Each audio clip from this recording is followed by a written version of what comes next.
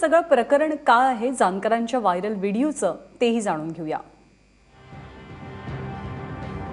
वडसाचे जेसालाल मोटवानी हे 2 टर्म देसाईगंज नगरपालिकेचे नगराध्यक्ष राहिलेले आहेत। यांना नगराध्यक्षपद हे महिलांसाठी राखीव झाले आणि मोटवानी यांनी इथे सुनेला उभं केलंय। देसाईगंज नगरपालिकेचं अध्यक्षपद यांना महिलेसाठी राखीव झालं। नगराध्यक्षपदासाठी काँग्रेसनं सुनेला उमेदवारी नाकारल्यामुळे जेसालाल नाराज झाले। सून सेजलला त्यांनी अपक्ष म्हणून उभं केलं आणि पाठिंब्यासाठी एक खास पॅनलही तयार केला। याच पॅनलला जानकरांचा पाठिंबा मिळाला आणि ज्याच्यासाठी कप बशी चिन्हाची मागणी स्वतः जानकरांनी केली आहे।